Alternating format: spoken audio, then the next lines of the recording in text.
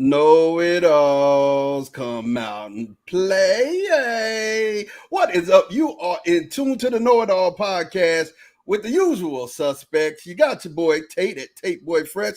Tate, what's popping, man? How you doing today? Ma, what's good, man? I'm doing good, man. Just 4th of July weekend, enjoying.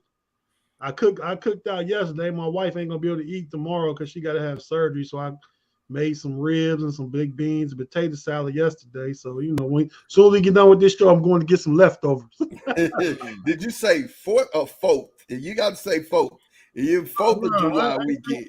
I ain't down in Texas. I ain't no South boy. You got to I'm be from the South, man. Fourth. It's the 4th no, of man, July, man. the number is four. 4th of July. What up, Big G, man? How you doing, man? Talk to me. Man, it's 7th. It's July 3rd, 2022, and the Dallas Cowboys is still trash.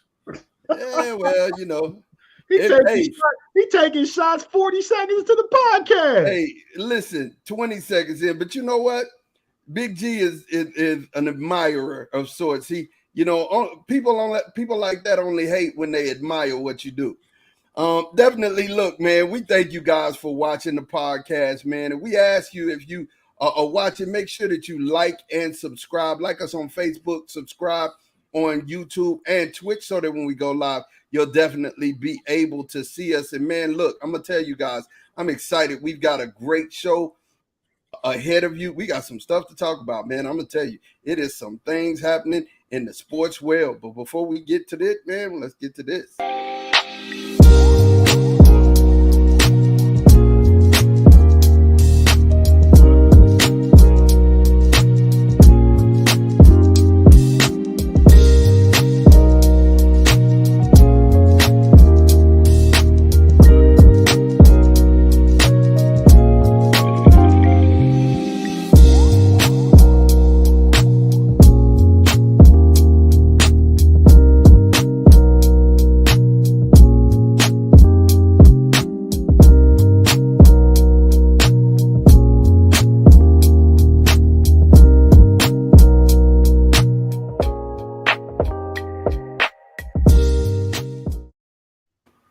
And once again, you are in tune to the Know It All podcast, and we already got my boy jumping in here.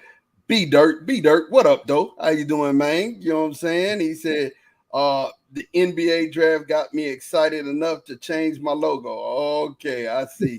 There he is, Detroit. He's a bad boy through and through. But man, look. So let's just keep it NBA, man. Let's just go ahead and get this party started. Let's get it started quickly. Listen, this Minnesota trade, I'm really digging. I think this Minnesota trade really makes them a contender, more than a contender, because you got the big man outside who can shoot threes, and you got the big man guarding the rim, and you still got Edwards. You didn't really lose too much. What do you guys think about this trade? And first of all, give us the details of this trade. I'm going off my memory. I can look it up once Big G gives his take. I'll give you the official. Well, go ahead, G. They trade first. Go ahead. I think I like the Rudy Gobert. I know they gave up a lot of wing players, and of course, a born leader in Patrick Beverley, regardless of him scoring or not. The dude rallied them youngsters around him, and they got some girth about themselves to get, to make a run in the playoffs. But I mean, if you're going Gobert, Karl Anthony Towns, Edwards, D'Angelo Russell, and then whoever you can get as a free agent as a 2-guard, and then you fill some of them wing 3 and Ds, I think that makes them a formidable team in the West, and it definitely puts them in a position to where the teams like Memphis and teams like Golden State and teams like, we don't know what Phoenix is going to look like, or the Clippers, that now Minnesota can, or the New Orleans Pelicans for sure, Minnesota can say, hey, we're trying to get that Western Conference title to go on and go get a chip. And I don't think it's that bad of a deal. The only part I didn't like about it was all the draft picks that they gave up for Gobert. I think that was just a bit much. They gave up a lot of players, but they gave up probably just as many draft picks to try to get him. But I understand it, because teams are all trying to get a chip. Gobert is still like, he's early, late 20s, early 30s, right? I think I think he's I like don't 28. think. Yeah, I think he's 28 years old. I think it's 28, 29, if I'm thinking right. Yeah. But I mean, you still get a rim protector, and that was something that they desperately needed last year, was a rim protector, somebody who can protect the rim. Go ahead, Tate. I just say he just turned 30 last week. Yeah, I knew he was like coming at that top age right there. But like I said, I mean, still he could go. A player like him could go into 34, 35 and be all right. You know what I'm saying? Yeah, Definitely. So Tate, give us the details of this trade. The details of the trade: the Timberwolves received Rudy Gobert. The Jazz received Malik Beasley, Patrick Beverly, some dude named Leonardo Bomaro. I don't know him. Jared Vanderbilt was a power forward for them, got a lot of playing time. And Walker Kessler, they just drafted him, the big center out of Auburn, led the nation in blocks. But like Big D said, they gave up 3 first-round picks, 4 first-round picks, and a pick swap. So 2023, 2025 first-rounder, 2026 pick swap, 2027 first-rounder, 2029 first-rounder. That was a lot. And they gave up rotation guys in Malik Beasley, Patrick Beverly, and Jared Vanderbilt. Yeah. I'm gonna tell you, Patrick Beverly, I'm not too worried about, man. I mean, they'll make up for that. I mean, he's a leader, okay, all right, but I mean, what they got in Gobert is more valuable than what they gave up with Patrick Beverly and the other 2 guys. I mean, those 2 guys may have been rotation guys, but they weren't the guys that made the glue go. You know what I'm saying? The guys that make the whole car go, them guys are still there. And then you put those guys with Gobert, man, it's shaping up to be a good offseason for Minnesota. Hey, I got a hot take and bold prediction for the Minnesota Timberwolves too. If y'all ready to hear it. I have to ask a question. I still got to give my take on this, man. So go ahead, give your take on that. Give your take on the Minnesota. You sent me on a mission to find out the trade details, and I get to lose my take on this. But no, man, I really think I like the move, but I think like what's Big G always say about the NFL? What you always copycat? Say? It's a copycat league. It's a copycat league. And you know who started this? Who? The Bigs. Yeah. The Cleveland Cavaliers. Oh, yeah. Allen, Evan Mobley. Everybody want to go big now. Teams gonna start going big. Yeah. But I mean, I really like the trade. I like Rudy Gobert with Karl Anthony Towns, Big Cat. Yeah. Big Cat inside, outside. Gobert gonna protect the rim. They gonna be big. You got Anthony Edwards, and you still got D'Angelo Russell. I don't know who else slips in there in the starting lineup. But they look really good, man. Yeah. B-Dirt says Gobert is on lease to inch rookie deals up. I could buy that for $1. I could definitely buy that for $1. Yeah, man. I gotta ask y'all. I've been waiting to ask this. Is Zion worth the max deal? Did they just pay Zion for nothing? Talk to me, man, because at some point during the year, New Orleans was even thinking, man, where's Zion at? Man, we don't even know what's up with Zion. You know what I'm saying? But they still paid him. And I understand the reasoning. The reasoning is they're not a big market team. They're not one of these big market teams, right? So unless you draft somebody really, really good, you know what I'm saying? Like Milwaukee, like Cleveland did with LeBron. Unless you draft somebody really, really good, people ain't coming there in free agency, right? I mean, I agree. I mean, you had to pay Zion. I mean, you know what I mean? I mean, I don't know that he's earned it yet, but when he's played, he's been really good. I believe averaging like 25, 10 boards, 3 assists, something like that. He has some good numbers. He's been an all-star already, and he hadn't played half the time he's been in the league. Yeah. So I like the move. I think you got him with Brandon Ingram, CJ McCollum. They drafted EJ Liddell to Ohio State, and they drafted somebody early. I forgot who they picked. Did they pick Dyson Daniels?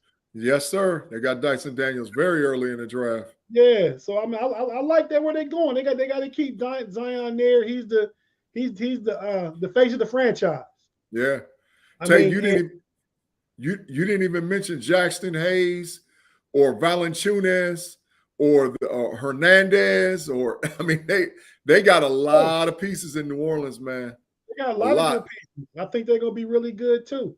But you got to pay him, and if it's not working out, he's still always gonna be good trade bait under contract, and they can look to trade him if that's what they need to do. Right. He didn't get the full $231 million guaranteed either. It was like 196 or 197 million, and then an incentive-based deal that could bring him up to a max of $231 million. So yeah, he's worth the money just on that aspect. And you got to remember, if it doesn't work for Zion, and if somebody comes along with a blockbuster, now you can trade up and it's even money for even money. You know, but if they don't sign him, now you got him out there as a free agent just walking around, and he can do what he wants to do. But I really do believe that Zion Williamson is going to come back with a vengeance. I mean, I don't think Zion is going to mess around at all. I seen some pictures of that young cat. He's in probably the best shape of his life, and I've been hard on Zion on the show. So I think that Zion was worth, because like I said, it ain't 231. It's like the 197 when it's center base for like another 193. Yeah, he can get 231. He can get it. New Orleans Pelicans star Zion Williamson signed agreed to a 5-year contract, $193 million designated maximum rookie extension. They could earn him as much as 231 million. Yeah, he didn't get all of it. He didn't get the whole bag. So now they all the rookies signed that contract. Ja, Darius Garland, rookie, that's their contract. 193 to could earn 231. Yeah, 25 and 7. I mean, he's 25.7 points, 7 point something odd rebounds, been an all-star. He's only played in 90 games. But when healthy, Zion Williamson is probably a top 20 basketball player in the NBA. That's just it. When healthy. That's just it, G. When healthy. He's had health concerns at Duke.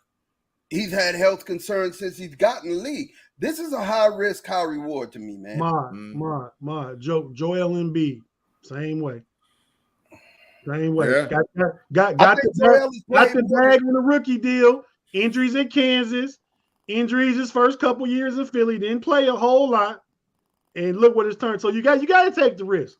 Yeah, I think Joel played more than Zion. And when I look at, I would almost bet that Joel has played more games than Zion. Not his first 2 years, Joel didn't. Joel's first 2 years in the league, he hardly played at all. Ben Simmons was actually the face of the franchise in Philadelphia because he stayed hurt. Joel Embiid's rookie, his first 2 years, he played a combined 94 games. He played 4 more games than Zion. How many did Zion play? 90. Zion has played 90 games in his first 2 years in the league. So it ain't, you know what I'm saying? Like I said, it's high risk, high reward, you guys. It really is. It's high risk. 85. So he played 85. So I mean, I told you, Joel played more. It's still high. It's high. 9 risk, games. Nine games ain't making no difference. 9 games ain't making no difference. And they had Joel Embiid on a real big minutes restriction. Yeah, like he could get in, maybe play 20 minutes a game for the first couple years of his career. Yeah. I'll tell you what. If Zion, somebody need to go down there and fire the New Orleans trainer, because I mean, always down Zion. I mean, they're not doing a good job at all, man. I read an article yesterday that Zion Williamson is down to 262 pounds. If Zion is down to 262 and he's chiseled, I read an article, and if he's down to 262, the NBA better look out because I'm just going to be honest. Like I said, I've been hard on Zion Williamson, but when in shape, there's nobody in the NBA that can stop him. There's absolutely he's exciting, nobody. Sean. He's exciting, but I mean, you still got Giannis. I mean, come on, man. You acting like Giannis. There's nobody in the league that can stop him. You acting like Giannis ain't there. Come on, man. Listen, I'm telling you, there's nobody can stop him. Here's my thing. I don't know if New Orleans overpaid, and I don't know if they made a mistake. Only time will tell. But I will say, it's high risk, high reward. There's a lot of risk in this. I mean, because the other thing, and then I'm finna get to switch gears, and we're gonna talk about one of the big things that's happening right now. The other thing is do his teammates want to be with him? I mean, he was separated from the team at some point. That everybody was asking, where's Zion? And that's unlike an NBA team. That's unlike. I mean, if I'm hurt, I'm still a part of the team. I'm still around the franchise. I'm still there. But that wasn't the case with Zion. As this, Kevin Durant. Now, everybody's speculating. Kevin Durant has even said that he wants to go to Miami, right? That's the first team, or Phoenix. That's where that's where he wants to go, right? Toronto's trying to put a deal together to grab Kevin Durant. But I got a trade scenario. First of all, let's ask. I'm gonna ask this: where do you guys think Kevin Durant is gonna end up, and what do you think about him demanding a trade? I'll start with you, Big G. You talk to me about this because you know you feel some type of way about KD and Kyrie. Well, I would personally commend KD for saying I'm done, because Kyrie is a cancer. You know, he doesn't want to focus on what's important and make the main thing the main thing. And the main thing is we're playing basketball as professionals to try to win a basketball championship, right? And so, first of all, let me say this. That speaks volumes to what LeBron James did with Kevin Durant. I mean, with Kyrie Irving. Because to make LeBron to sit down and make Kyrie play right, and KD couldn't get him to play right, it speaks volumes about LeBron James. But that's another story. But my issue is I'm glad KD is. But the problem with KD is he can't dictate the pace. KD doesn't have a no-trade clause. So wherever the Brooklyn Nets feel that they can get the max value for what they're going to get out of Kevin Durant, sorry for your luck, bro. You say you want out, we're going to trade you and get our value. So he might be disgruntled, but he's got a 4-year contract. So he's got to play it out no matter what. He can't sit out. So, you know, he's screaming loud, but he didn't – I don't know if he thought it through to say, hey, look, I can't just get traded. I can get traded. They can send that boy to purgatory if they wanted to.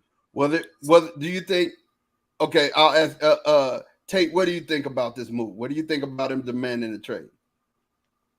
Well, I think he kind of did it to himself, combination of him and Kyrie. I mean, ever since Brooklyn was on an upward trend before they got there, when Kenny Atkinson was the coach, they had kind of like, you know, a good character, good culture, you know, a good team, not without the star players. The star players come, you get KD, then you get Kyrie, then you get Harden. You got KD and Kyrie, well, mostly Kyrie, but KD not stopping them. Talking about we don't need no coach, we coach ourselves, and talking all kind of craziness. Kyrie taking off games, missing games because of the Capitol riots, and he didn't want to get a vaccination. Just was at the end of the day, the senior manager and the coaching staff let the stars run the team. Right. You know what I mean? It's like the parents letting the kids run the household. Yeah. You know, and that kind of started. Then James Harden, like, man, James Harden of all people didn't like it. James Harden didn't like a lot of stuff. Right. But he was the one like, man, I'm out of here. Kyrie too weird. Mm-hmm. So I mean, I think the Nets have to show KD some deference. He's a star player. He came to him. He played all the games he could play. He came back from injury. So I think they gotta try and trade him to a winning team. This ain't gonna trade him back to OKC for a whole lot of draft picks. But I'm like Big G. I blame it on Kyrie. I think Kyrie is a big blame in this, and Steve Nash does too. That was my next question. If y'all thought that Kyrie was the issue, yeah. If I'm KD, I wouldn't want to play another game with him. I'm not going into training camp. I'm not going into none of that stuff and be like, man, I got to put up with this guy who might play and might not play. Kyrie's a cancer. I mean, he's and the weird thing about that is that amongst the youngsters, he's one of the most popular players out there because of his shoes and his handles and all the little other different stuff that dude can do, man. But I just think he's just too much of a problem. You know, Kyrie has worked himself into a position to where, like I said, and you know, it might even be for another show. And it speaks volumes to how much of character LeBron James had, because LeBron James kept Kyrie in check and got a chip. So, and that speaks volumes. KD could not keep him in check and get a chip. So here's something I've been hearing in the rumor mill. I've been hearing that Golden State wants him back, and that they were going to pawn off the new boy. First of all, the draft pick that they got, Wiseman, right? Jordan Poole and Andrew Wiggins. I just thought it was way too much. I mean, if I'm gonna give up Poole and I'm gonna give up Wiseman, which are both stars, are gonna be stars in the NBA, I'm not giving up Wiggins. You know what I'm saying? You gotta give up. You gotta give up young star, at least one young star. They giving up. And Jordan Poole is that young, so they can afford to get rid of Jordan Poole. Because look, they were either gonna have to do Clay or Jordan Poole, one of the two, right? But if they give up Jordan Poole and Wiseman, you didn't say no draft picks. You said Wiseman, Jordan Poole, Andrew Wiggins help make the money work, right? Right. But then you right back to winning championships. You put the whole team back together. So they could go on another 3 or 4 year run. They get KD back. Oh my God! You believe that? You believe that KD would take him? I mean, they would lose a big piece of that. Jordan Poole and Wiggins are important. KD like the second or third best player in the world, man. Still, if KD goes back to Golden State will win 3 chips straight. They will win 3 straight. They went to 3 straight when he was there. Should have won 3 if him and Clay didn't get hurt against Toronto. They will win 3 straight, man, because they just won 1 and they'll win back to back, the next 2 in a row. There's no way in the world you can stop them. Steph, KD, Clay, and Draymond, it's over, bro. You can get they already signed Looney to a contract, so you can just get little complimentary pieces around them. It's a wrap, bro. First of all, how you gonna stop Steph and KD? You can't stop that. They still got him, Big G. They just signed your boy DiVincenzo. Yep. they got him. They got Moses Moody still. They still got Kuminga. That's your 2 young stars coming in right there. Yep. Got Looney. They re-signed Looney. Oh, I'm sorry. Okay, I'm sorry. Kuminga was a part of that too. Kuminga, Wiggins, Poole, and Wiseman. Mm-hmm. They'll never give up all that to get him.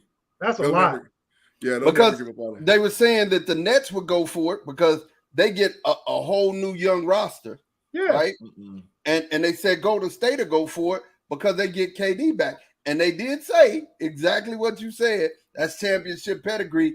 And he already knows the system. He already knows how to get up in there and do his thing. They already lost Gary Payton Jr. Gary Payton Jr. has gone to Portland. So they're losing people. I just can't see Golden State giving up Wiseman and Poole. Kuminga, if I have to give up Poole, Kuminga, and Wiggins, maybe. The piece that you don't want to get rid of is Wiggins. I mean, I like Jordan Poole. I think he's a great player. Wiseman's to continue. We don't know. But you don't want to give up Andrew Wiggins. That's the guy you can't give up. You can't have Wiggins and KD on the same team. Wiggins and KD don't go together. No, I'm talking about they go together. The money don't work. None of them. But they play. Don't they play the same slot? So the minutes are going to decrease for Andrew Wiggins. You could argue a good lineup would be Draymond Green as small ball center, KD at the power forward, Wiggins at the 3, Clay and Steph in the backcourt. That's a killer lineup. Yeah, but the money don't work. Tate, you're absolutely right. There's no way it works because they just signed Wiggins to like a max deal, man. So Jordan was the only guy waiting on the bag. They'd have to get off Wiggins. They definitely have to get off Wiggins. That's why he's part of the trade to make the money work. Mm-hmm.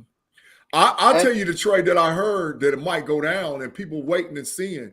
The trade that I heard might be Kyrie and KD to Los Angeles for AD and Westbrook. That's the trade that I heard, that you're going to have Kevin Durant, LeBron James, and Kyrie Irving on the Los Angeles Lakers. That's the trade that might work. Rumor. That's definitely another rumor that's moving around, as well as the Atlanta rumor. KD going to Atlanta. That's another rumor. For who? I didn't hear for who, but they were saying, you know, a viable home for KD would be Atlanta. Yeah, but they got rid of the redheaded kid. He's gone. They got rid of. No, Collins is the only guy they still got left that's a tradable asset because they're not going. They just traded for Murray. They're definitely not getting rid of Trey. So Atlanta, I can see it. The deal is DeAndre Ayton worth a sign and trade.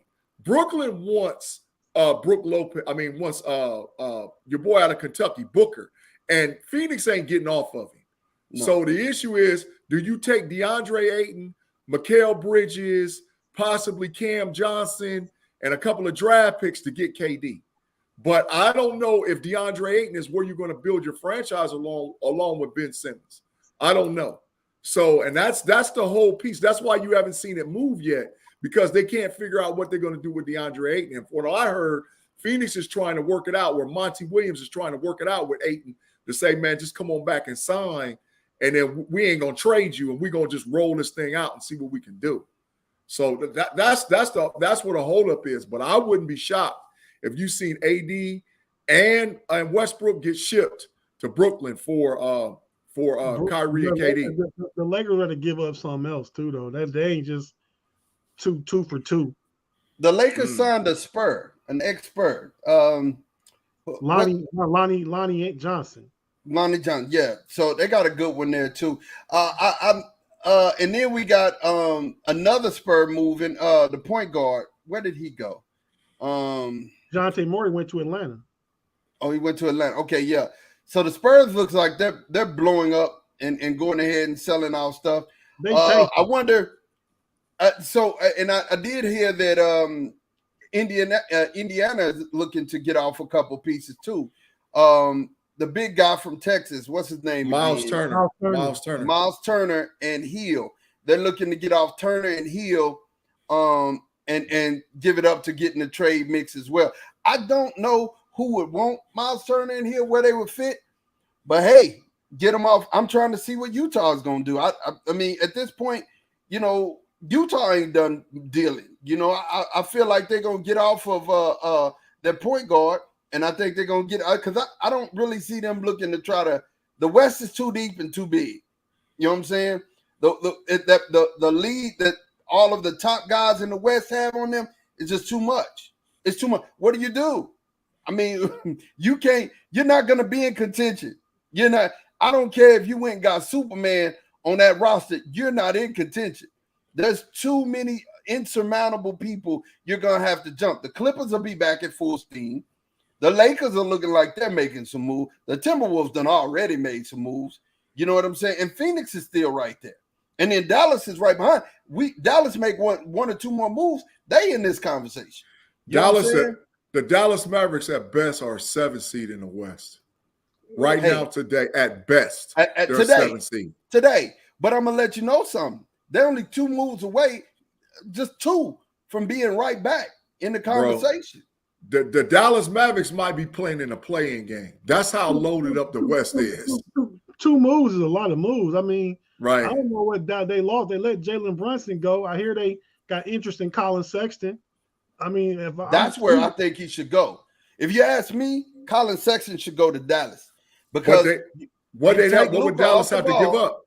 What would Dallas have to give up to get him though? You can have Colin Sexton for a draft pick and I was going to say you get him for a draft, you get him on the low. Darius Garland, they're not trying to take up much money. You know what I'm saying? They just signed Garland, right? I want that Smith kid. What's his name? Smith, whatever. I want that kid. If we trade Colin Sexton, give me that Smith kid. I love his 3-and-D mentality, man. Throw him in the mix. Look, y'all ain't getting him. Listen. All I'm saying is Colin Sexton to Dallas is a move. You know what I'm saying? And then I take a draft pick in Tim Hardaway. You can have him. Tim's gonna stay. Tim Hardaway Jr. to the Cavs. It's getting ugly. I think that's why they were good with. I think that's why they were good with letting. We need a true 3. Yeah, I think that's why they were good with letting Jalen Brunson go, because they're getting Hardaway back. And I just you need to take Luka off the ball. and you don't need anybody who can't play with Luka, right? You need somebody to understand it's Luka's team. Do Luka want to come off the ball though? I mean, like Luka is like LeBron. Luka is the system. Luka, you just don't take him off the ball. He make plays for everybody else. When he hot or he passing, it let everybody eat. So you just don't take him off the ball. He ain't gonna just go. But, I mean, what I mean is you gotta have another scorer though, Tate. You gotta have somebody, and Colin can put it in there. And I think if you look at, let me ask you this: Colin Sexton, Jalen Brunson, who's better when they're healthy? Colin Sexton, I think. Colin Sexton. So he'd be an upgrade. He'd definitely be an upgrade. I like him as an upgrade. I mean, Jalen Brunson got his bag because of the Utah series for real. Yeah. I mean, he was gonna get something, but he got 112 million because of the Utah series. Absolutely. And I'm telling you, and right his now, daddy's over there as a coach. Yeah. The Dallas Mavericks. The Knicks is making bad choices all over. You know what I'm saying? And poor Sean, he had to go take a shower and cry. So No. Where do you pop at, Big G? What are the Knicks? I can't say it. I can't say it. They're a poop stain. That's all I can say on national television. They're a poop stain. I thought you had a card for it. You used a card. My daughter ain't done with the card yet, man. She's trying to work it out, man. Matter of fact, she's you got one right over now there. You tried to use it for the Cowboys, so you might well use that. You know what I'm saying, for your Knicks. But it ain't my Knicks. And I'm announcing this on national television on the 3rd of July. I'm officially a free agent when it comes to NBA basketball, bro. I'm searching hard, high and low for a squad. I don't know if I'm going to the Cavs. I don't know if I'm going to the New Orleans Pelicans, but I can't take it no more, man. I done had at the draft, and after the draft and all that stuff was over with, bro. And then I saw them sign garbage Jalen Brunson, and I'm like, man, he ain't gonna help us at all. You know, so why and what are we doing? Well, I mean, do we got to fire the coach over there? His daddy over there. The only way I'm going back to the New York Knicks is if Zion Williamson comes to New York. If Zion goes to the Knicks, I'm going back. Outside of that, I'm never going back to the Knicks. I'm done. Hey, I'm never coming home. Hey, man, they won the championship when you was 1 year old, though. So, but it ain't about the chip. It's about the run that we had in the late 80s and early 90s, man. When we had a squad. I mean, when you run off the players that we had, we got close a couple of times. I mean, outside of Michael Jordan, we get a chip. Patrick Ewing don't smoke that layup. Y'all got a chip. Man, we got the layup. Charles Smith cost us a chip too. He missed 4 layups in a row. And don't get me started about John Starks. So who your favorite all-time New York Knicks? It's a tie between 3 guys. Man, 3 guys? Come on, give me 2. It's a tie. It's Anthony Mason, Allen Houston, and Bernard King. Those are my favorite 3 Knicks, man. I mean, I can't really separate them. I love Allen Houston as a basketball player. I'm still mad that he didn't get a chip. I'm damn for sure mad that Mason, because I used to call myself playing basketball when we was playing in the yard, and I played for the high school team and all whatever else. I wanted to be Anthony Mason. I thought I was a big dude that could play and play facing the basket and just bully you, you know. But then, like I said, I love Bernard King because that's the whole reason why I fell in love with the New York Knicks. I was with the Knicks before Big Pat showed up. So, I mean, it's a hard deal to say that I'm done, but I'm done. I can't take the Knicks being trash no more, man. I've went through it. I've stuck in there. I've tried to be optimistic, and the draft come by every year, and every year we just destroy ourselves, man. So I just can't go back, and I'm saying I'm a free agent. Now, if Zion go back to the Knicks or go to the Knicks, I'm in it. But outside of Zion, my favorite Knicks is Allen Houston and Charles Oakley. You love Oak? Yeah, Oak was a dog, but he's not my 3. That was the boy. Bernard King, Allen Houston. LJ though, man. Nah, man. Nah. LJ. I like LJ too. He probably my top 5 Knicks. LJ. No, who's in my top 5 Knicks? LJ, after I named my 3? No. The next guy is Latrell Sprewell. Patrick Ewing, Spree, Mason. Yeah, Anthony Mason. Dog. He's my top 3. Charlie Ward.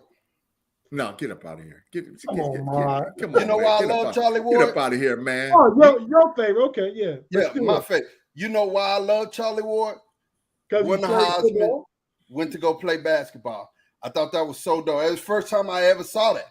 You know what I'm saying? He won the Heisman and then went to go play back. You can turn your nose up. He was a solid point guard for y'all. Hey, I'm gonna tell you the sneaky Nick that I love, sneaky, and I'm mad that they traded him. He was only there for a hot second. Rod Strickland, bro. Rod Strickland was a dog with the Knicks, man. Though. Hey, Mod. Rod had game. He was dirty. Hey, Mod. Come on, man. We spending too much time on the Knicks. We talking about the Knicks. Yeah, I'm done with the Knicks. I mean, that's what I'm saying. We spending time with them, and I really, like I said, unless Zion some kind of miraculous way ends up in New York, I'm a free agent. I'm looking at the Cavs. I'm looking at the Pelicans. I'm looking at the Timberwolves. I'm looking at the Memphis Grizzlies. I'm looking at squads, and I'm a free agent. I'm trying to get a team, man. Trying to get a team because I can't take it no more. I mean, diehards, that's what you do, man. You don't see Spike leaving, man. You don't see Spike leaving. What's going on? Spike sold his soul to the Knicks, bro. Hey, Big G. You can take that from a lot of people. You don't gotta take it from Mod, man. He all across his state, man. So about who can leave what team. This year was the Mavericks. It used to be the Spurs. I think. Hey, man, I've been running with the New York Knicks since 1983, man. You know how hard this is to walk away since from 83 to now? That's a long time, man. I've been rolling with them boys. Hey, man, listen, I can't take it. I'm gonna stop your hurt. Listen, so we got college football news, man. When we start talking about college football early like this, is because something really big happened. So USC and UCLA are gonna join, looking like they're gonna join the Big Ten. It's done. It's official. It's official. Open that Big Ten up to be able. So the Pac-12 could have, as a statewide, the colleges in the state could have actually protested if UCLA wouldn't have jumped on board and left with USC. So that was an interesting caveat that I heard.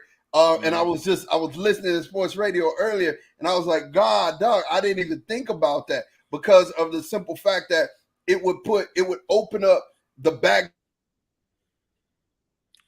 Yeah, what he's saying is it would open up the back door for other teams to join the conference and then not be a flagship school because USC is private and UCLA is a public school.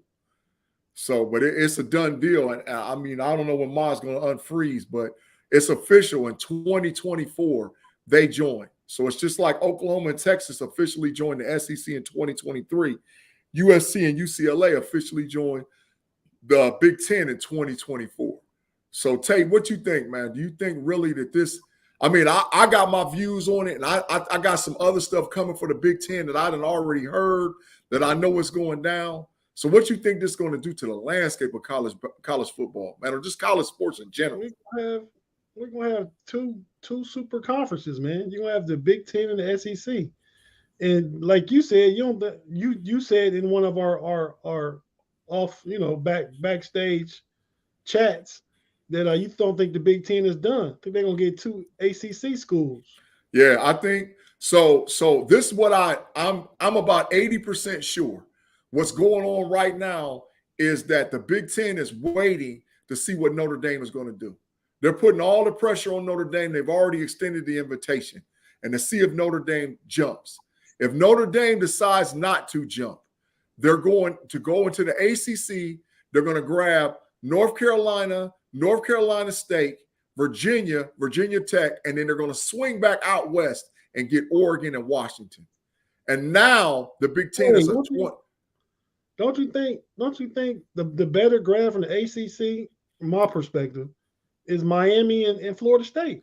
I'm glad you brought that up. And Clemson is too, because Clemson right now runs right. But this is the issue. They have to be tier 1 institution schools and research institutions in order for them to join the conference. So that Clemson, that Florida State, and Miami are not tier 1 institutions. So that's the whole reason why they can't get those schools to come in because they're not tier one research institutions. So that's why I'm like the Big Ten. So it's the academic part of it, not the athletic part of it. Right. The only school that's not a tier one institution is Notre Dame. But because Notre Dame's notoriety is so big and so large and so huge, that they're like, okay, we'll let Notre Dame come in. And it's a natural, the big rivalries. Notre Dame, USC, that's textbook. Notre Dame, Michigan, that's textbook. Notre Dame, Michigan State, that's textbook. But I really do believe that before the college football season starts, the Big Ten will announce that they're going to be a 22-team conference. 22 teams, and it's going to have 4 divisions. So here's the deal with that, right? Here's the deal. No, I have to address this because he said Pittsburgh and Notre Dame rumors. The thing you have to understand about Notre Dame is they got money and time.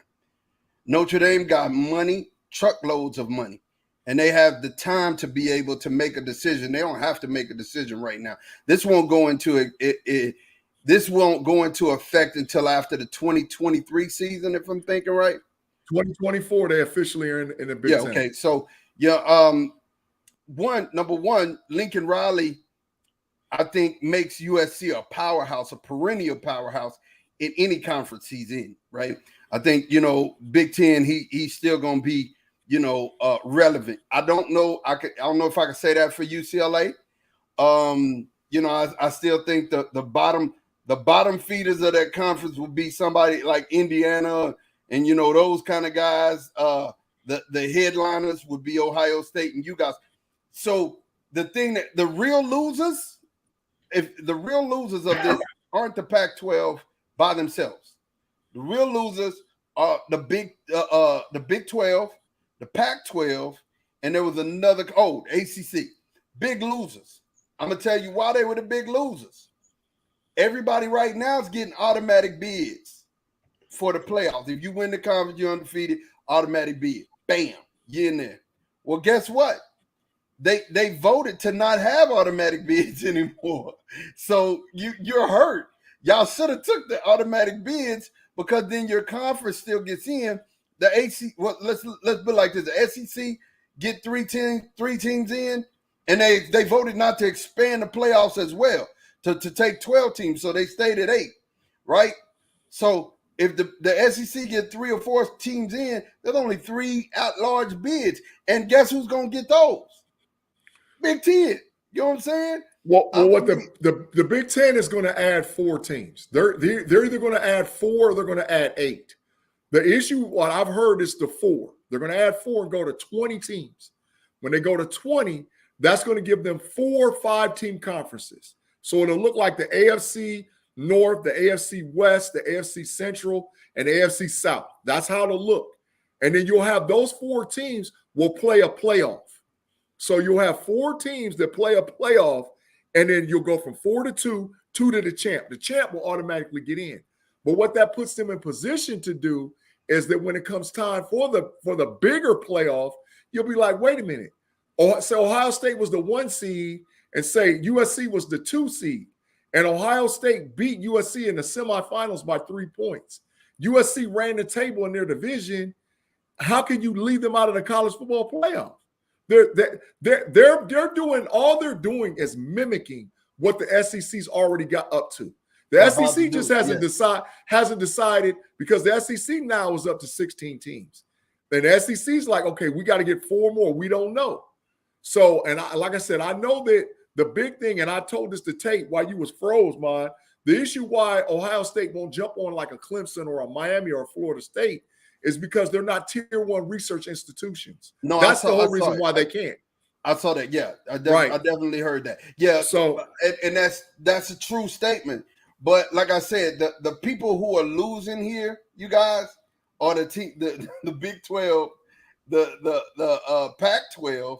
They won't exist. In the ACC, they're lost. They lost. They're not going to exist. The Ohio State is going to go and get. If they're waiting on Notre Dame, and I'm telling you, you think that if Notre Dame ain't got to make a decision, I'm telling you, the clock is ticking because Notre Dame can't sustain all that long because everybody else is joining super conferences, so they can play They what I'm saying they is can play their independent schedule much as they want. They're gonna hurt themselves. Correct. Right. But here's what I'm saying about Notre Dame. I agree exactly what both of y'all are saying, because that Michigan State Notre Dame game, it won't mean nothing unless they join a conference, bro. So they're gonna have to join a conference, but they got the money to be able to sustain themselves for a year or two into this and still be good. Not if USC says we're not playing you anymore. Not if Michigan says we're not playing you anymore. Michigan State, yeah. Not if Michigan State says we're not playing you anymore. Mm-hmm. So the clock is ticking. And really, to be honest, the Big Ten is allowing Notre Dame to make their mind up. But they have until the season starts. And if they don't go, they're going to go right back out to the Pac-12. They're going to grab Oregon and Washington, and they're going to run right over there in the ACC, and they're going to grab North Carolina and North Carolina State. Now, the issue then becomes, do they want Virginia Tech, right? And then do they want Colorado and Oregon State? And then that's when they go to 24 teams, and you got 6 4 divisions versus 5 4 divisions. So that's where the Big Ten is like trying to figure out, because they're trying to make the landscape. They're already coast to coast, which they're the first conference to do that. Now let's fill it in geographically where the South is boxed in, right?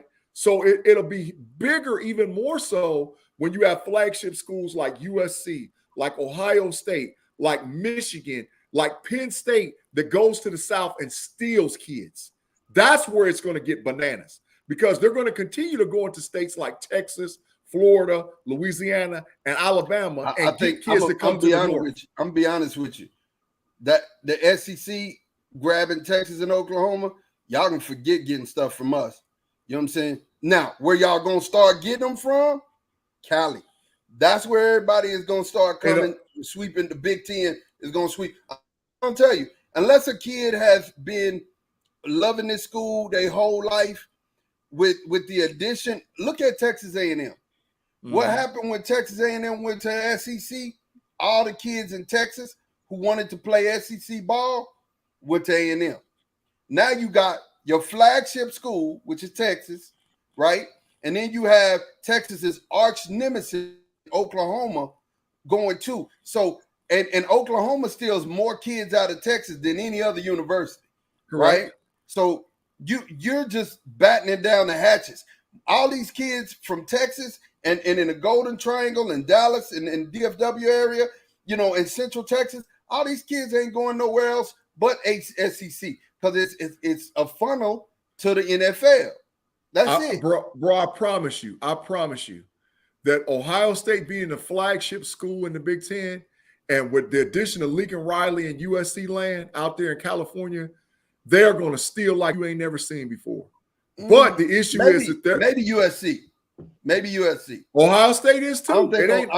I think it's over. I think Ohio State right now in the South. Right now, I'm talking about. I understand right now, but because if we talk about right now, a 2023 class, hey, we're number 2023 class up there is for real. You know but Ohio State right now has the best class in the 2023 with only 40% of the class signed. They're ranked number 1. And out of their kids, because they have 17, look it up. They have 17 ESPN 300s, and 9 of the 17 are from the South. 4 of them is from Florida. They've already stopped. I'm looking at the crazy because we got 3-5. I understand that. Texas is ranked number 4 right now. 3-5. But Ohio State has the that's going to change. In the 2023 class, Ohio State is number 1. They've already stole 4 kids from Florida. They have 17 of the top 100 ESPN 300, and they have the potential to get 10 more of the top 300. So they can get 27 kids. I like it, man. I like it. I like the parity. I just think that really everybody else missed out on their time. And Tate, I'll let you chime in too. I think everybody else missed out on their time to get this 12-team playoff, and it's really going to bite them in the butt because the SEC ain't coming back. That ship done sailed. Now the Big Ten ain't finna come back. That ship finna sail. So how do you even get your foot in the door? You know how hard it's going to be for an independent to make it to a playoff game now? It's dang near going to be impossible. But what you think about this, Tate? No, I agree with a lot of what y'all said, man. I just think all of those schools, those Pac-12 schools, those Big 12 schools, after the aftermath, whoever left over, they got to come together and make themselves a conference. I I don't think know if they. So I don't you're know if they're saying gonna like be able to do it. you're saying like the bottom feeders left in the Big 12, the bottom feeders out of the Pac-12 and the bottom feeders out of the ACC got to come together and make a Yeah. conference. That makes sense. That makes sense. It does make sense. And you know, so getting ready to get on our parting shots. I'm gonna start because I actually have two. But the first one I want to talk about real quick, like this picture hit me and hit my inbox. And definitely it got me going, man. This is a super team, right? The Rocks. You see here they have Jaden Sheffield, you know his daddy, Manny Ramirez Jr., you know his daddy, Pedro Ramirez Jr., you know his daddy, D'Angelo Ortiz, you know his daddy, and Cade Folk, you know his daddy. All of these kids have teamed up on one squad, and they're playing for the Rocks. Definitely, here it is. Martinez played on the Rocks last summer, and he's the oldest one of the kids. Those names on the roster on the Rocks, they're making a hot ticket this summer.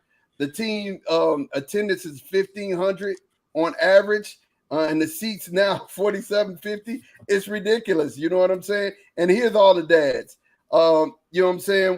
When we think about it, you got all of the dads there, and it's like, wow, seeing Gary Sheffield's son and Pedro Ortiz's son, and now you're seeing them all up in the press box watching them play. This super team thing is taking over, man. It's the age of the super team. It's crazy to me. Big G, parting shot.